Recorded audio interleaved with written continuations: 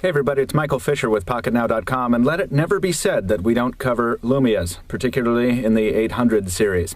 We've already reviewed the Nokia Lumia 810 for T-Mobile USA. We just finished our quick review of the Nokia Lumia 822 for Verizon Wireless, and now we have the original version.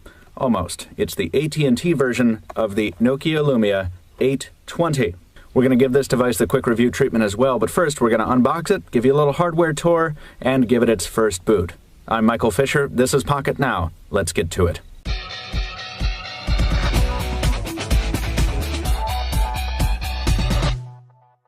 So, starting with the packaging, we're not looking at anything different here from AT&T. This is a mid-range device, and it is in the same box as their low-end devices, as their high-end devices, as everything. AT&T, very economical as far as packaging goes.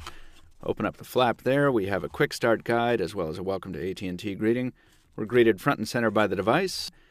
Device still a little chilly from being in the FedEx truck. We can put that aside. This is a special NFC tag from Nokia telling us to touch the upper back of our phone to it to discover more Windows Phone apps.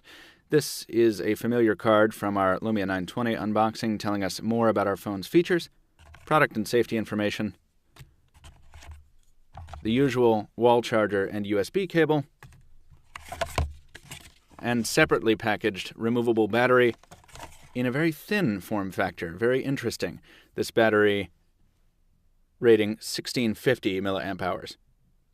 The 820 features a very interesting release mechanism for taking the back cover off. You just pull this tab as it instructs you to, and you can see the device, well, the device is supposed to part. Yeah. Jeez. I'm probably doing this very wrong. What? Pull toward you to release cover, then dispose. Yeah, well, what are you supposed to cement the phone down on your desk when you pull it towards you? There's nothing else to hold on to. Pull towards you. I see. There we go. Okay. Well, that was a little more dramatic than it needed to be, but here's the back cover off of the device. First things first, though, we want to make sure our SIM card is in place, so we're going to go ahead and pop that in right there. We will go ahead and skip the micro SD for now. SIM card clicks in with a reassuring mechanical spring back. Pop the battery in. And let's see if we can get this case back on with a minimum of drama after we discard the word of warning here, as we just found out, the battery, when it is inserted, does not lock in without the cover in place. Just pops right back out of the phone there when you turn it upside down, so you do want to be careful about that. Let's go ahead and remove this quick pull sticker here and put the cover back on, hopefully with a minimum of drama. Good. Cover snaps back on and hugs the sides of the device tightly. Very nice. And why don't we go ahead and get that screen protector off. And if you've just trimmed your nails, this can be difficult, but let's go ahead and pull that screen protector right off of there. Very nice.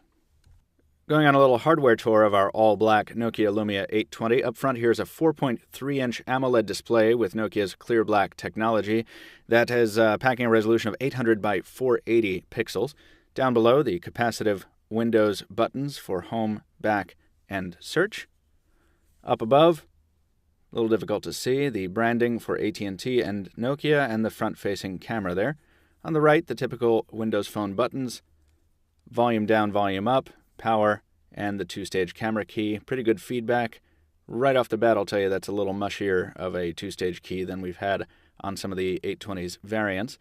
Coming around to the back, absolutely unadorned on this cover. That is something you don't see very often. Usually there's some carrier branding back here or some additional Nokia branding. Nothing, just the Carl Zeiss call-out on that 8-megapixel camera there. Along the side, not much going on, just the headphone jack up top. And along the bottom, the micro USB port and a slot for the speakerphone. Unlike some other carrier variants of the 820, this one is relatively sleek. It's 9.9 millimeters thin, and it weighs 160 grams.